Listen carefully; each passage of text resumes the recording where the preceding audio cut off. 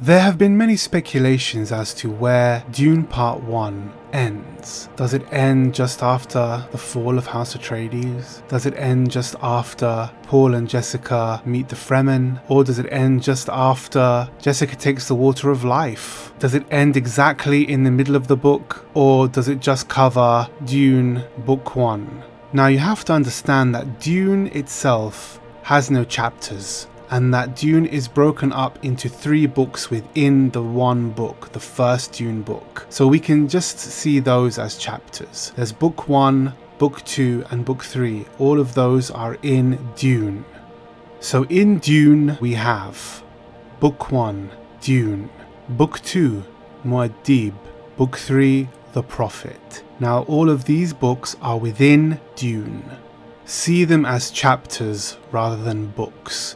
So if we were to literally end the movie right in the middle of the book, we would end up being in the middle of book 2, Muad'Dib, and we would land exactly where Jessica and Paul meet the Fremen in the desert, and there is a scuffle and they negotiate for their lives essentially. So that's where we would end up if we were right in the middle of the Dune book. Now, this is going to contain spoilers for the Dune film, so if you do not wish to be exposed to spoilers, please watch another video of mine. The end of Denis Villeneuve's Dune is going to end right at the end of book 2. Not in the middle of the Dune book, right at the end of Dune book 2. Now, there has been news in the past of Dune ending in a natural place, a natural occurrence, somewhere where it makes sense to end. And it's true, it ends just before a 3-year time jump, which is where book 2 ends. After book 2, the start of book 3 is about 3 years ahead of Dune book 2, Muad'Dib. Now, something special for you. Let's read the end of book 2. "I know you, Cheney," he whispered. "We've sat upon a ledge above the sand while I soothed your fears. We've caressed in the dark of the siege. He found himself losing focus, tried to shake his head, stumbled. Cheney steadied him, led him through thick hangings into the yellow warmth of a private apartment. Toe tables, cushions, a sleeping pad beneath an orange spread. Paul grew aware that they had stopped, that Cheney stood facing him, and that her eyes betrayed a look of quiet terror. "You must tell me," she whispered. "You are Sihaya," he said, "the desert spring." "When the tribe shares the water," she said, "we're together, all of us. We share. I can sense the others with me, but I'm afraid to share with you." "Why?"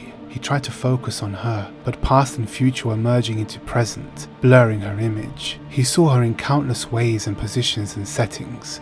"There's something frightening in you," she said. "When I took you away from the others, I did it because I could feel what the others wanted. You press on people. You make us see things." He forced himself to speak distinctly. "What do you see?" She looked down at her hands. "I see a child in my arms. It's our child, yours and mine." She put a hand to her mouth. "How can I know every feature of you?" "They've a little of the talent," his mind told him, "but they suppress it because it terrifies." In a moment of clarity, he saw how Cheney was trembling. "What is it you want to say?" he asked. "Usul," she whispered, and still trembling. "You cannot back into the future," he said. A profound compassion for her swept through him. He pulled her against him, stroked her head. "Cheney, Cheney, don't fear. Usul, help me," she cried. As she spoke, he felt the drug complete its work within him, ripping away the curtains to let him see the distant grey turmoil of his future. "You're so quiet," Cheney said. He held himself poised in the awareness, seeing time stretch out in its weird dimension, delicately balanced yet whirling, narrow yet spread like a net gathering countless worlds and forces, a tight wire that he must walk, yet a teeter-totter on which he balanced. On one side he could see the Imperium, a Harkonnen called Fade Rautha who flashed toward him like a deadly blade. The Sardaukar raging off their planet to spread pogrom on Arrakis. The Guild conniving and plotting. The Bene Gesserit with their scheme of selective breeding. They lay massed like a thunderhead on his horizon, held back by no more than the Fremen and their Mu'addib, the sleeping giant Fremen poised for their wild crusade across the universe. Paul felt himself at the center, at the pivot where the whole structure turned, walking a thin wire of peace with a measure of happiness, Cheney at his side. He could see it stretching ahead of him, a time of relative quiet and a hidden siege, a moment of peace between periods of violence. "There's no other place for peace," he said. "Usul, you're crying," Cheney murmured. "Usul, my strength, do you give moisture to the dead? To who's dead?" "To ones not yet dead," he said. Then let them have their time of life," she said. He sensed through the drug fog how right she was, pulled her against him with savage pressure. "Sahaya," he said. She put a palm against his cheek. "I'm no longer afraid, Usul. Look at me. I see what you see when you hold me thus." "What do you see?" he demanded. "I see us giving love to each other in a time of quiet between storms. It's what we're meant to do."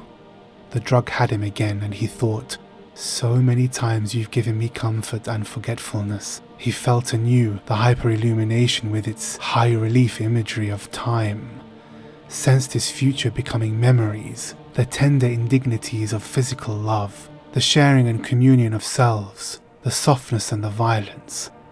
"You're the strong one, Cheney," he muttered. "Stay with me. Always," she said, and kissed his cheek. And that will be the end of Denis Villeneuve's Dune. Now just imagine how fans of Zendaya and Timothee Chalamet would react to that union. So this scene takes place during the spice trance, the spice orgy, and this is where the Fremen community are all connected in this trance. So it's a moment where everyone can feel each other's emotions and feelings and thoughts, and this is where Paul sees his prescient visions, and in turn Cheney also can see these visions, and she sees things too, like the child that they're going to have, and it's just going to be a very interesting visual experience. It's going to be something special, if not just in the movie alone, but the experience the fans are going to have. And this is going to renew life in Dune. It's going to introduce, and it already has introduced, Dune to a new generation of readers, young and old. People who have never picked up the book before are going to pick it up now. So this is a great opportunity to learn, to teach, and to share ideas with each other. Now, of course, other than this spoiler of what I've just mentioned, I don't want to spoil the actual ending of Denis Villeneuve's Dune movie. But let's just say that, just like the end of Book 2, Cheney has the last say. So the last voice we're going to hear is Zendaya's voice. And in some ways, she takes over a function that Princess Irulan once had in David Lynch's Dune. So what did you think of this video, and what do you think about the true ending of Denis Villeneuve's Dune? Please let me know in the comment section below. If you like this video, please don't forget to like, share and subscribe, and click the bell to be first to be notified of new content. If you'd like to support this channel, you can support me on Patreon, where you'll be first to get exclusive content ahead of time. Thank you, and until next time, see you soon.